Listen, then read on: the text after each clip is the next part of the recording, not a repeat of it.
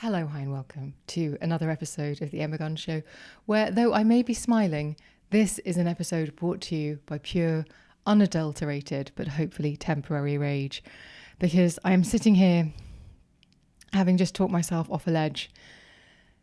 This episode is coming to you later than usual because my internet went down completely for no reason on Saturday, just dropped out and would not come back on.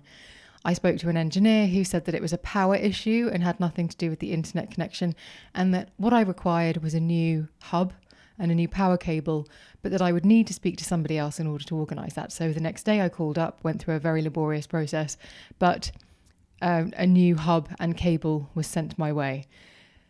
They said it was going to arrive on Wednesday, and then this morning, having cancelled all of my Wednesday appointments to be in for said delivery, I had a notification saying, actually, it's going to be arriving today between 10 and 2. So I cancelled my day. I rushed back from the gym, which is where I was on my way to get the, when I got the notification, and I stayed in. I stayed in with a hair mask on in my gym kit, having worked out. And just before the delivery window closed, I got a notification saying, we tried to deliver, but nobody was in. And I actually cried. Because I've lost my perspective. This is an episode where I'm just going to ask you to counsel me for reasons that will come obvious.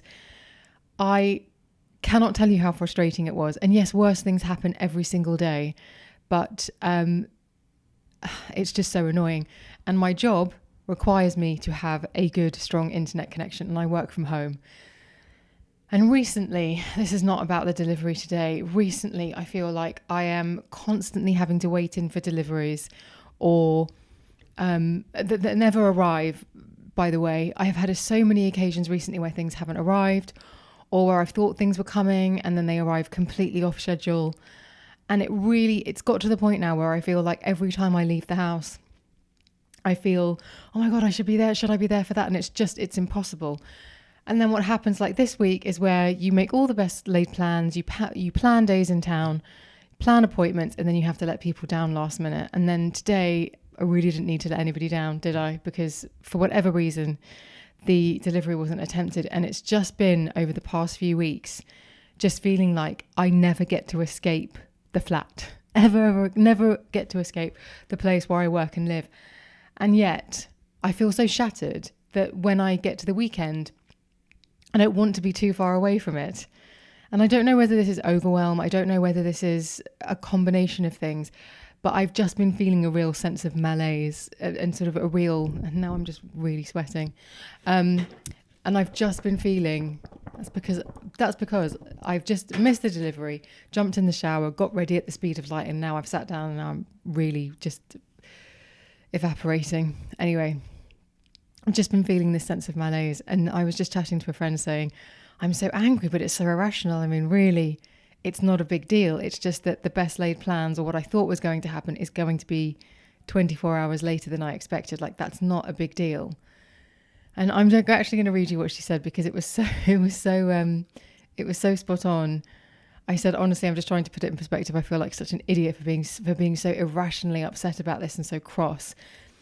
And she said, it's all relative, yes, but it is a big deal when it has devalued your time and caused you to miss something that matters to you. Not just something, but several things.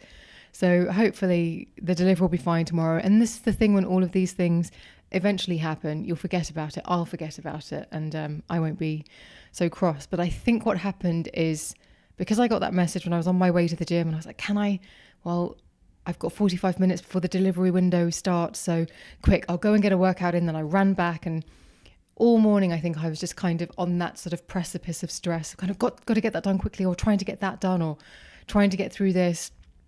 And it's been made so much harder by the fact that I'm using free internet. I've had to buy a VPN, and it's slow, it keeps cutting out. I'm trying to do things, and I get 99% down the line with something, and then the internet will just go, and then I'll have to start from scratch, which is obviously really frustrating. So I think throughout the morning, I've just been building up and up and up and up and up into a stress that was just basically deeply unpleasant. And it just kind of tipped over into having a wee little frustrated cry that lasted genuinely about 3 seconds. But I think bigger picture, I have to ask myself, why did I get to the point where something like this did tip me over the edge? Because if you've been with this podcast for a while, you'll know that there have been mental health challenges, there have been all sorts, and I have developed, not just personally, but with you, with the guests that we've had on this podcast, I have developed what I would consider to be really good coping skills and coping mechanisms, and they're not working right now. So what is that a sign of? I think I need to have a sit down and think about that. But again, like a lot of people, I think when I finally sit down and I've got a minute to myself, I don't actually engage critical thought or critical analysis. I think I just go, I'm going to watch cooking videos on TikTok. Or I just allow myself to be passively entertained by an ongoing stream of randomness, which obviously occurs on social media. So maybe it's more about having a social media break or something. I don't know. But all I know is that this feeling of having got so het up, so upset, so annoyed to the point of crying is really unusual for me. And that's the thing I need to pay attention to. Like, what is going on here? What don't I have? I feel a little bit pulled from pillar to post at the moment. I feel like when I'm not looking after myself, I need to be looking after other people. And I don't feel like I'm doing a good job of looking after myself. So I'm definitely not doing a good job of looking after other people. I've got people in my life who are going through really stressful things at the moment. So again, I'm trying to sort of go, well, that's really bad. I've got no reason to be upset when they're going through that. So it's just one of those funny wishy-washy times. It's obviously just kind of, I'm off balance a little bit. So as I just said, you have been here for a long time. If you have, you'll know that we've done things like meditation. We've done things like breathing exercises. We've done things like cold showers, which are all proven to kind of bring down that emotional response, kind of be a bit more grounding. So maybe literally once I finish uploading this, if the damn thing uploads, maybe I need to actually, like this evening, sit down and do some yoga. No noise, no stimulation, nothing. I mean, not that I'll be able to because there's no flipping internet. You don't realise until you don't have the internet how much you rely on it. Even on Sunday night, I would normally go straight onto a streaming service of sorts to watch TV. And because I didn't have the internet, all I had was terrestrial television. I actually ended up watching two parts of a three-part documentary about Live Aid. I never would have tuned into that had I had more choice, had I had everything that the internet had to offer. And it was one of the best things I've seen recently, and I'm so glad that I watched it. It was really nostalgic. It was really interesting. It was really fascinating to see how the story of Live Aid, how it all came together, and how these were basically kids. These pop stars were kids. And there was a very sort of school-like atmosphere amongst them all. And when they got together and they played their instruments and they sang their songs, there was a little bit of rivalry, but there was a camaraderie as well. And the thing I really noticed, having been on the fringes of celebrity for a lot of my career, there didn't seem to be that many people around. Like, celebrities these days are surrounded by teams of people. There's strategy, there's managers, there's this, there's that, the other. They're never not surrounded by a whole team. And the more famous you are, the bigger your team will be. And the bigger your team is, the more important you are, like all of those sorts of things. And to watch that documentary and to think, actually, when they were all in that studio, and you're talking about Duran Duran, Spandau Ballet, Boy George, Nick Kershaw, the Boomtown Rats, Midger, Marilyn, all of those people, Bananarama, they were just all kind of messing around like kids, and they were all in their 20s, and it was so fascinating to see.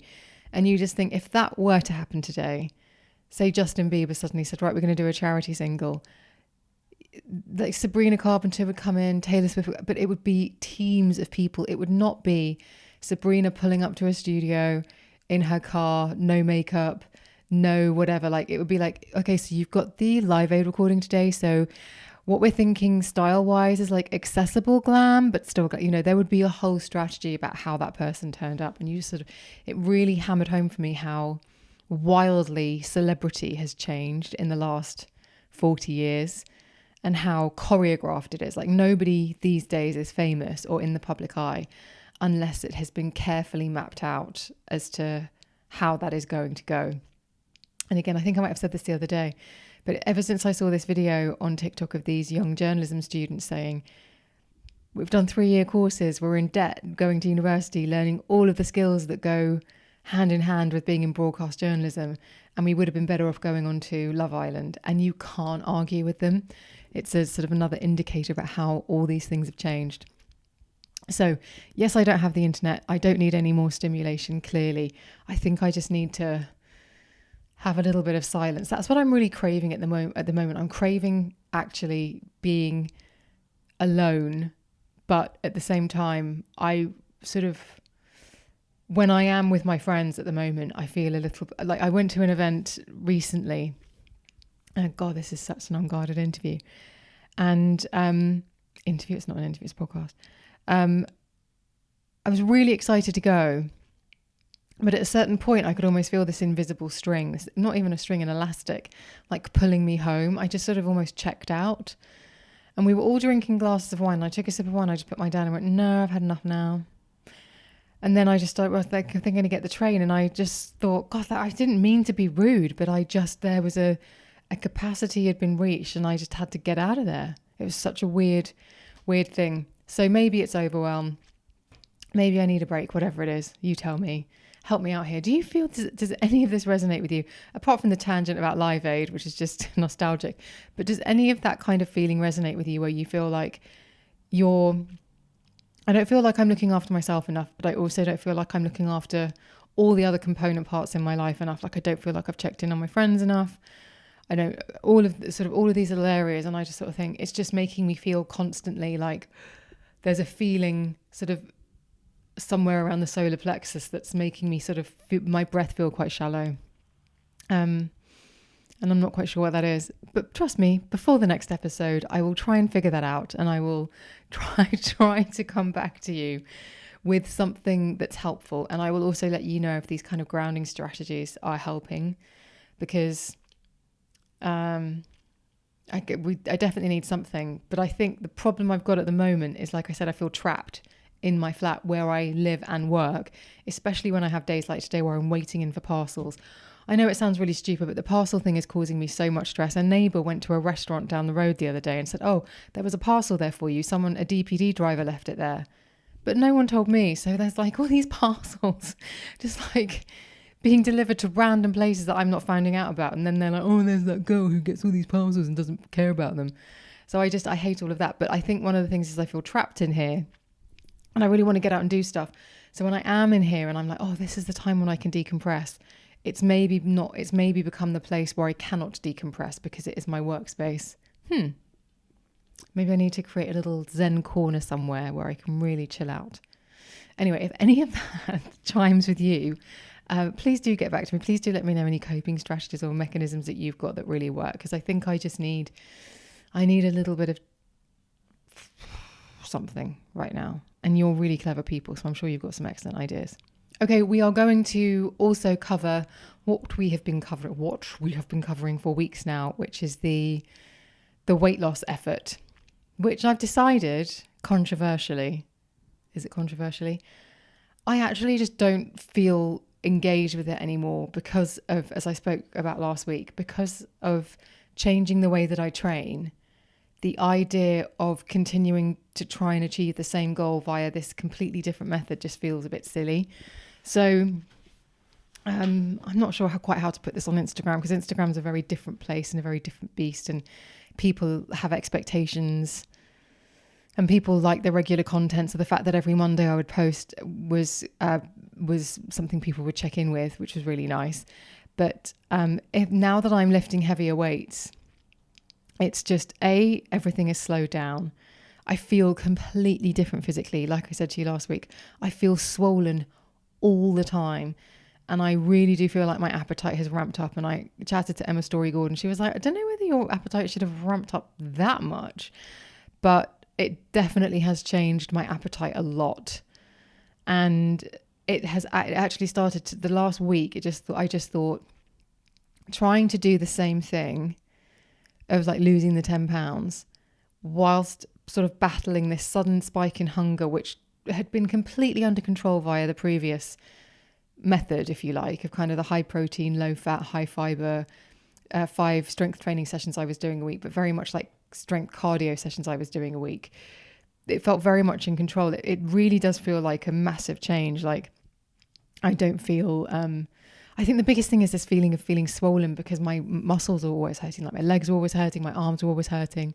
So to sort of be trying to get to the same goal whilst feeling completely different and actually feeling, I know I'm not going in reverse, but it feels a little bit like I am, because I think as I sort of tried to explain last week, I had started to feel leaner and things felt smaller, and now they don't. If anything, like when I look at my arms, watching on YouTube, apart from the fact that they are so bitten, those are basically my bingo wings. I've been savaged by mosquitoes. We've got to talk about this in a second. But there's a pump, there's lactic acid, there's a whole pump going on. So I just feel completely different, and it just feels like I've completely disengaged from the weight loss, because what I'm thinking about now, my main focus is how can I train my muscles and feed my muscles so that I'm building muscle. And as long as I stay in that deficit, which has become much more of a challenge, and what I don't want to do is to feel like I'm depriving myself. So I'm trying there's been a wobble there of kind of like, okay, can I increase my calories by about 150, 200 a day, still maintain that deficit, but still eventually get to my goal? And it just kind of felt like, do you know what, maybe just change the training, stop the tracking for 4 to 6 weeks, and then come back and start the tracking again. And that just feels like the sensible thing to do, because I was beginning to feel, given my all or nothing mentality, given my history of an eating disorder, I just sort of thought, there are shades of something creeping into this that I don't particularly like. And I think it was the fact that I was measuring and controlling. And literally the downward trend of my weight loss was just kind of very constant, consistent. And then since I started the strength training, the daily variables on the scale have been so much bigger, like 3 pound weight gains one day, 3 pound weight loss. And then overall, I think I've gained 2 pounds. So we've gone from being like at 9.5 pound weight loss to like 6 to 7, which just feels like going really far backwards, because those first few pounds came off relatively quickly. And so I just think, actually, let's just put the competition, put the challenge, put the effort, whatever I want to call it, to one side. And let's just focus on getting into the rhythm of this training mechanism, which is this strength training, heavier weights, gym. It's a completely different thing. Get comfortable with that, then get back to tracking, then get back to having a goal. I'm glad I talked it through with you, because I was feeling just guilty. I was like hiding away from it, I feel really bad. But actually that does make more sense to just kind of take a breather, get really comfortable doing that, get really comfortable being a gym person, if you like, and then bring in the tracking again, and then like put some measuring in place. Yeah, that makes a lot more sense. Because what I don't want to do is, which has been happening, which is getting to the evening and thinking, I don't want to eat anything really massive because I don't want to go over my calories. And I was probably in too steep a deficit given my physical exertion. So I think let's recalibrate that once I've kind of, all of that has leveled out, because that kind of thinking, I just want a bit more, it's not a good headspace for me to be whirring around in. So yes, that makes sense. Let's take a breather. I'll get into the gym. And also, I need to write the Substack. Again, everything has just been completely banjaxed by this internet, but I need to write the Substack with what my training splits are so that you guys can see, because I know a lot of you have been asking for that. So I will definitely 100% share that with you. And finally, something quite fantastic happened last week.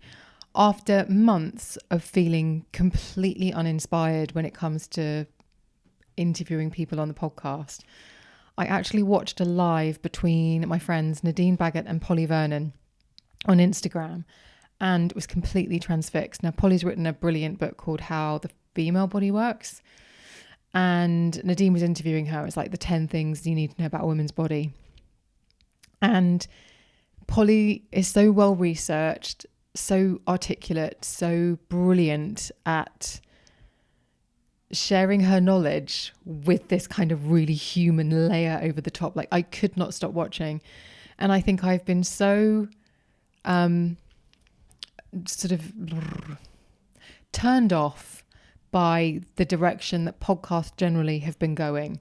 How Like I've been offered people recently, even friends of mine who've been wanting to do press, and they're just trying to cram in as many interviews as they can. Like, oh, they want to do these 10 interviews. And I just sort of, I don't want to have people on the show and then that week they're also on 8 other podcasts. To me, it just devalues what podcasts were originally.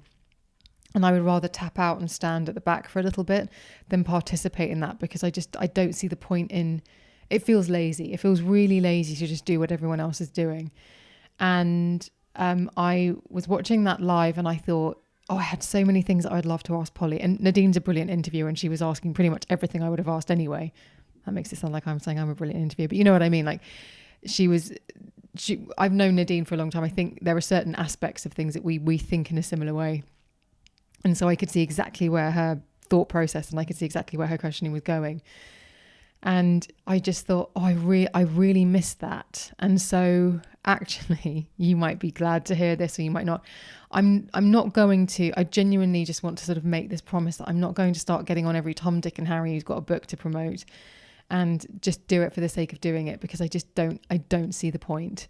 And I also, as I've said to you before, I'm an independent podcast, if you like. So if somebody does one of the big podcasts and then they do mine is already knackered via the algorithm on podcasts. Like, you're not going to find me. You're going to find the person with the biggest social media following who's interviewing, or the person who's got the social spend behind them, that's how you're going to find them. But also, I have spoken to guests who have previously been on my podcast and been on other really big podcasts and have said, you don't mean to do it, but you give a better interview when there's 4 cameras on you and when you know that they're going to chop up those clips and they're going to be in isolation. Like when you're having just a really open, honest conversation and it's very free flowing, which is what this podcast has always tried to be like. It's never been about sound bites. It's always been about, do you want to engage in a conversation for an hour? Well, this is who I've got on, like whether it's Dr. Gabrielle Lyon, whether it's Evie Pomporis, whether it's Chris Voss, whether it's Nadine Baggett, whether it's Caroline Hirons, whether it's Lisa Rinner, like just engage with it. Just like come along for the ride. It's never been about getting sound bites or gotchas or getting anything that will go viral. It has just been about, hey, what about this really fascinating person?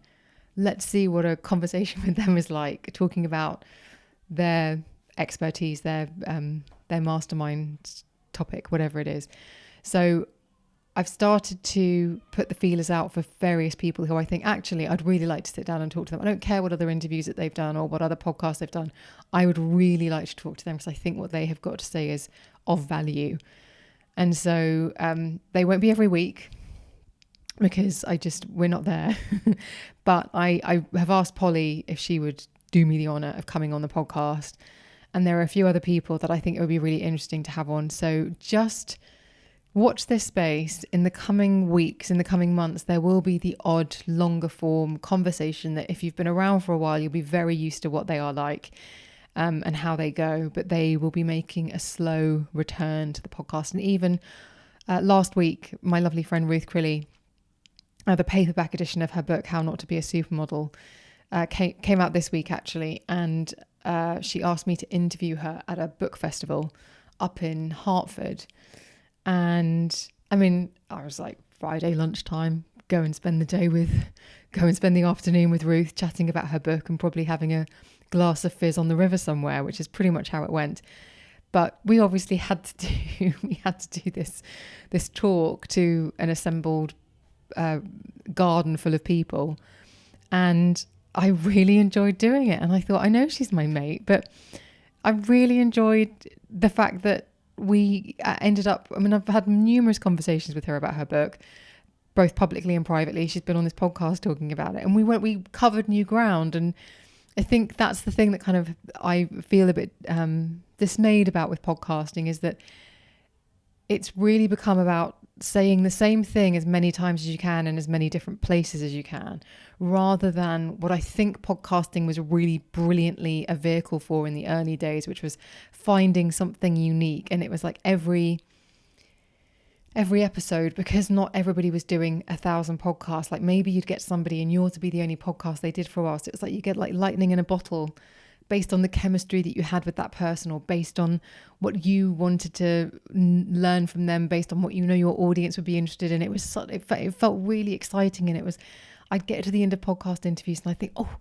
oh yes, I know, like if I spoke to Wim Hof, I think, yes, I know that my listeners would really love that. Or if I'd speak to, oh my God, thousands of other people, like any of the hormone experts I've spoken to, I'd think, yes, I bet you that's going to help someone at their next doctor's appointment. Like I get really excited, but now it's just become quite formulaic and say it as many times as you can on as many podcasts as you can, and everything's the same. I'm not interested in sitting down with somebody who has got something to sell, who is going to give me the same spiel that they are giving 15 other podcasters. To me, that's not what I do it for. It feels devaluing, and it makes me also feel cheap. It feels like when they leave, I just feel like they should leave cash on the bedside table. It just feels really rank. I think I love it. I got approached by someone the other day who says, look, I've been listening to your show for a while. I've got a book out. I would really like to come on and chat to you about it because I think we'd have a really good time. And it felt very organic, kind of like, yeah, that would be really cool. Yeah, let's do that. As opposed to, I want to teach your listeners how to really tap into their best selves. Like that is my first way of like, I'm going to give you the back of my hand, or I'm going to show you the door, because that just feels so like that's a you thing. That's not a listener thing. Whenever anyone says, so-and-so wants to come on the podcast to talk to your listeners about how they can, bullet point, channel their inner bitch, or channel their inner girl boss, achieve all of their dreams, achieve life's balance. Like, no, none of us are doing that. So if you're going anywhere in the world and saying that you can tell someone else to do it, prove to me that you are doing it first. Because you ain't. You absolutely ain't. So you probably get the gist of it. But essentially, more interviews, some interviews coming to the Emma Gunn Show soon. And hopefully, again, not interviews that you're going to see all over the place, because that would just be gross. And I don't really want to participate in that. Like let all the big podcasters get all of those people and like churn out all those social media clips. It costs an absolute fortune to do that, and I don't have the budget. So if you're listening to the Emma Gunn Show and you're listening to an interview, you're going to hear a one-off, unique, well researched, but not pre-planned, not choreographed, no pre-podcast call to go through questions like the chat shows do. None of that business. I was watching something the other day and someone was showing me that a few podcasts now give people like a leather-bound album afterwards if they've been a guest, and they get stills from the video and they put them in. I think Stephen Bartlett does it and a few others do it, and then they put in like handwriting on the page opposite the question that was asked. And I just thought, I mean, that's lovely. That is lovely. But what does that have to do with the listener? What's that giving the listener? That's just like, oh, anyway, I could go on for hours about this. And how I feel like podcasting started out as something really quite wonderful and has been hijacked and become a little bit whatever. But this show hopefully will never go down that road. It will always try and retain something quite helpful, informative, entertaining, and true and real. So yeah, well, Polly hopefully will be coming on the show soon, and then I've got some I'm really excited about. I've got a couple more that I'm like, yeah, I really want to speak to those people. So get excited for those too. Anyway, I'm going to bring this episode into land. I'm going to find some time later to bring myself down off the ledge. Thank you for being my sounding board this afternoon. And please, let's hope that Royal Mail or Parcel Force, or whoever it was, I think it was the Parcel Force man, who decided not to actually try to get into my building. Let's hope that they do tomorrow. In fact, I might just stand downstairs in a threatening stance with like my baddest gym kit on and be like, you've got something for me. I might do a Robert De Niro Taxi Driver situation just in the hallway. It's like, you're not going to miss me today, bucko. That could be a bit excessive. See, on the edge at the moment, on the edge, need to do some meditation and some cold water therapy and some deep breathing. Anyway, thank you for spending this time for me. If you made it to the end, I will see you on the next one.